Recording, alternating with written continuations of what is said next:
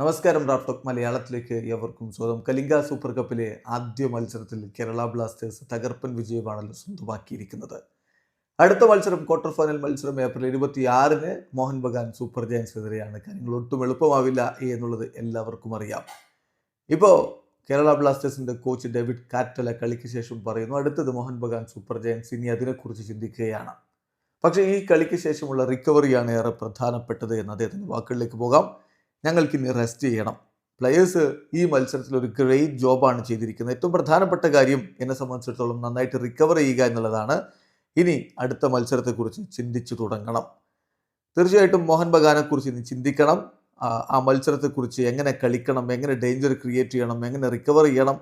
ഇനിയും 5 ദിവസങ്ങളുണ്ട് ഞങ്ങളുടെ ഏറ്റവും ബെസ്റ്റ് തിരികെ കൊടുക്കാൻ വേണ്ടി. ഏറ്റവും നല്ല രൂപത്തിൽ പ്രിപ്പയർ ചെയ്യാൻ 5 ദിവസങ്ങളുണ്ട്. ഇനി എൻ്റെ മിഷൻ എന്ന് പറയുന്നത് താരങ്ങൾ ഡിസ്കറേജ്ഡ് ആവാതിരിക്കുക, ഈ സെയിം ആറ്റിറ്റ്യൂഡ് കീപ്പ് ചെയ്തു പോവുക, സെയിം ടീം സ്പിരിറ്റ് മെയിൻറ്റെയിൻ ചെയ്യുക എന്നുള്ളതാണ് എന്ന് ഇപ്പോൾ കേരള ബ്ലാസ്റ്റേഴ്സിൻ്റെ കോച്ച് പറയുന്നു. അതേസമയം നോഹ് സദോയി കളിക്ക് ശേഷം മോഹൻ ബഗാൻ സൂപ്പർ ജയൻസിനെ കുറിച്ച് പറയുന്നത് എങ്ങനെയാണ്?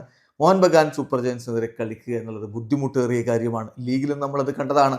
അവർക്ക് നല്ല പ്ലേയേഴ്സ് ഉണ്ട്. അവരുടെ ബെഞ്ചിലിരിക്കുന്ന താരങ്ങൾ പോലും സ്റ്റാർട്ട് ചെയ്യാൻ, ഏത് ടീമിലും സ്റ്റാർട്ട് ചെയ്യാൻ കപ്പാസിറ്റി ഉള്ളവരാണ്. സോ നമ്മൾ ഹമ്പിളായിട്ട് നിൽക്കണം, മത്സരത്തിന് വേണ്ടി മികച്ച രൂപത്തിൽ പ്രിപ്പയർ ചെയ്യണം എന്ന് നോഹ് സദോയിയും പറയുന്നു. വീഡിയോ അവസാനിക്കുന്നു. ഫുട്ബോൾ ലോകത്തെ കൂടുതൽ വിശേഷങ്ങളുമായി റാഫ്റ്റോക്സ് എത്താം.